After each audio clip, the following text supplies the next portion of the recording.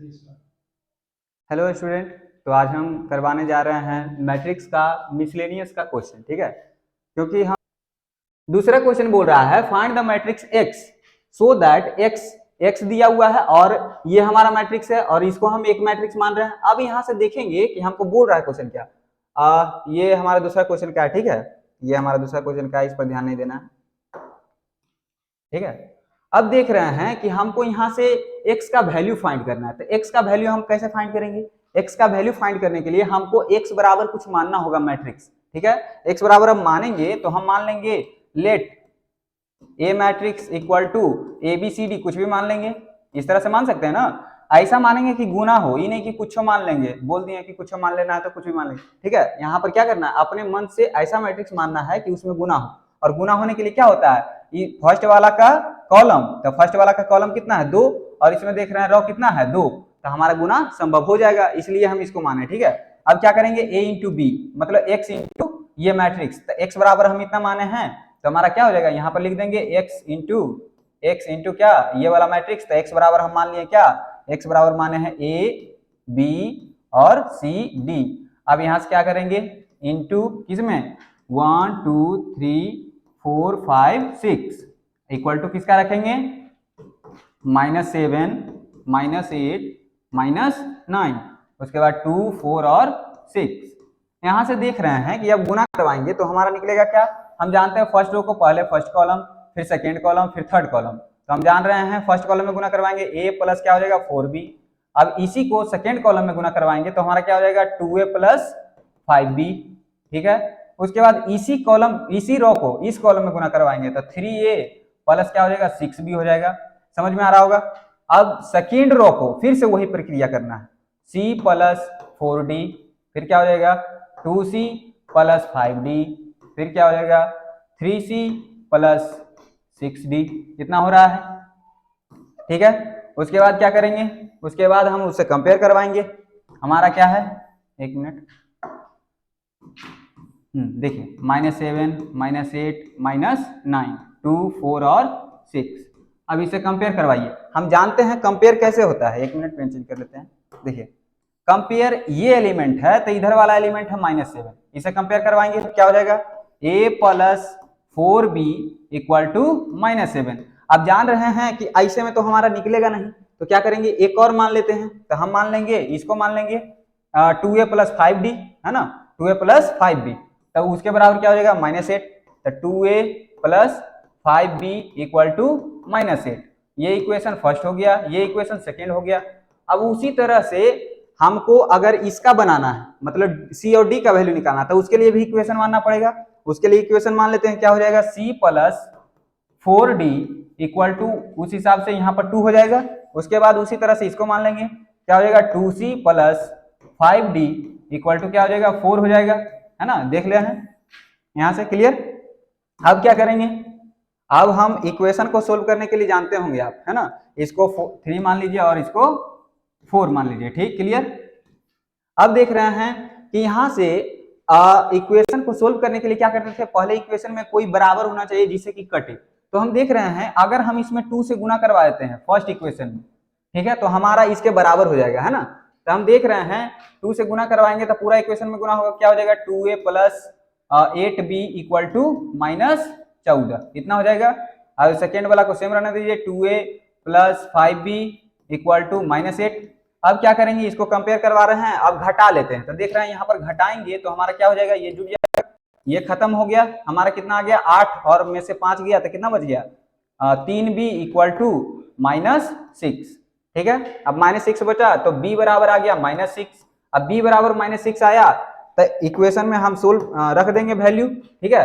अब हम रखेंगे इसमें वैल्यू तो क्या आ जाएगा हमारा, देख लीजिए a plus 4b equal to क्या है -7, ठीक है, -7 है।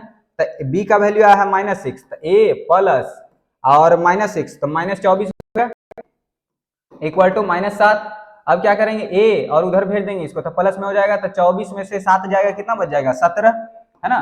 तो 17 बच गया, तो a का वैल्यू 17, b का वैल्यू -6। अब उसी हिसाब से c और d का वैल्यू निकालेंगे, तो c मतलब इसमें हम क्या करेंगे 2 से गुना करवा दीजिए इसमें, तो देखिए हमारा बराबर हो जाएगा, तो 2c plus 8d equal to क्या हो जाएगा 4।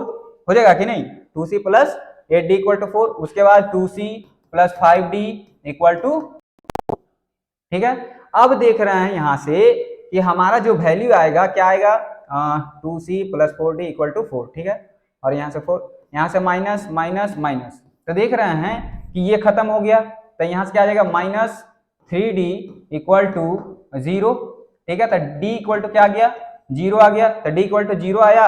अब हम कोई भी इक्वेशन में रख देंगे तो c plus 4d equal to 2, यानी कि क्या आ जाएगा, d इक्वल टू 0 आया है, मतलब c इक्वल टू 2 आ जाएगा।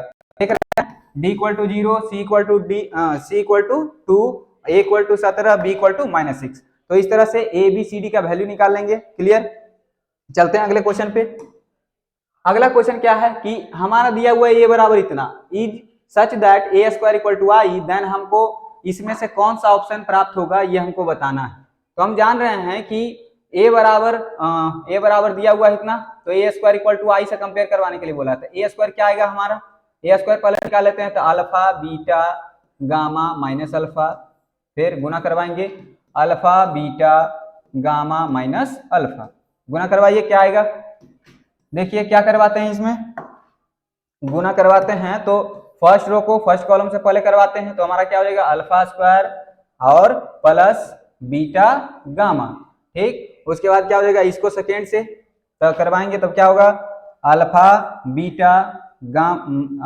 बीटा और माइनस अल्फा बीटा, इस तरह से हो जाएगा, ठीक है। उसके बाद इसको करवाएंगे इससे, तो alpha gamma minus alpha gamma, फिर अगला में करवाएंगे तो इसी को इससे करवाएंगे तो क्या आ जाएगा beta gamma minus alpha square minus minus alpha square, ठीक है, इस तरह से हो जाएगा। तो देख रहे हैं इतना बराबर क्या रखना है, बराबर रखना है आइडेंटिटी मैट्रिक्स, ठीक है। आइडेंटिटी मैट्रिक्स होता क्या है, आई इक्वल टू क्या हो जाएगा 2/2 में 1 0 0 और 1।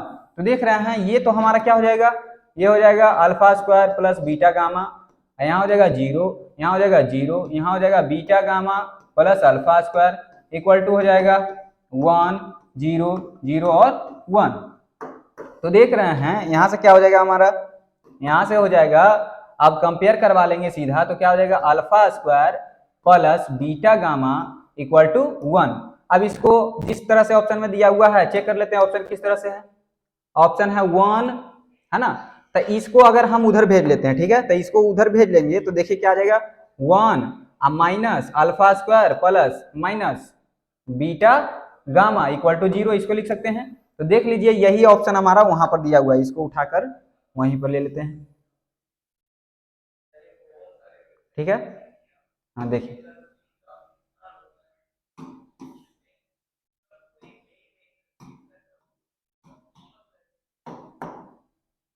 देखिए,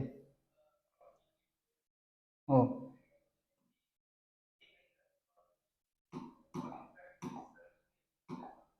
देखिए यहाँ पर हमारा क्या है 1 minus alpha square beta gamma, है ना, 1 minus alpha square 1 minus alpha square, तो सी नंबर हमारा आंसर हो जाएगा, ठीक है। क्लियर, तो सी नंबर हमारा आंसर हो जाएगा। यहाँ तक समझ में आ गया होगा। चलते हैं अगले नंबर पर।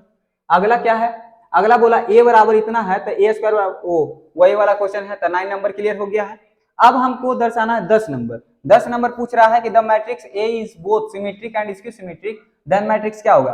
तो देखिए हम जानते हैं कि सिमेट्रिक मैट्रिक्स क्या होता है, ए का ट्रांसपोज बराबर ए, और स्क्यू सिमेट्रिक क्या होता है, ए का ट्रांसपोज बराबर माइनस ए। तो हम वहां पर सीधा डायरेक्ट कर देंगे, हमको बोला है क्या, उसका ए का ट्रांसपोज बराबर ए होता है सिमेट्रिक में, और ए का ट्रांसपोज बराबर माइनस ए होता है स्क्यू सिमेट्रिक में। तो इसका दोनों का सम निकाल लेते हैं, तो ए प्लस मतलब ए बराबर माइनस ए, मतलब कि हमारा क्या है दोनों आपस में बराबर है, तो यहाँ से क्या करेंगे ए प्लस ए इक्वल टू क्या हो जाएगा 0, मतलब 2a इक्वल टू आ गया हमारा 0, तो हमारा जो मैट्रिक्स आ गया क्या आ गया a equal to 0।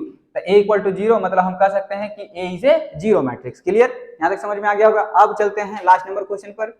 If a is a square matrix such that a square equal to a i plus a Q minus 7a is equal to, तो इतना बराबर क्या होगा, है ना, एक बार देख लेते हैं इसको।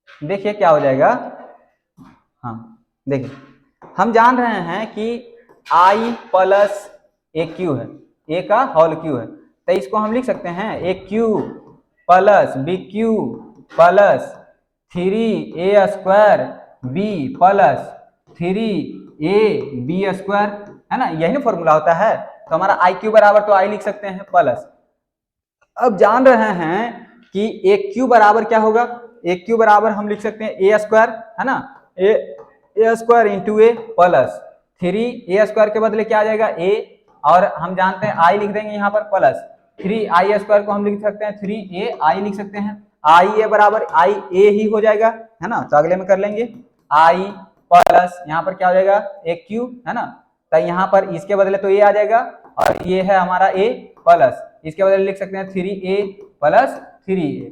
अब जान रहे हैं कि I प्लस A² है, इसको हम A लिख सकते हैं प्लस 3a प्लस 3a। तो हम जान रहे हैं इसका जो आंसर आ गया I plus 7a, I plus 7a। तो देख रहे हैं कौन सा हो जाएगा, ओ I प्लस वो -7a फिर बाद में भी है -7a, ठीक है, -7a कर लीजिएगा, -7a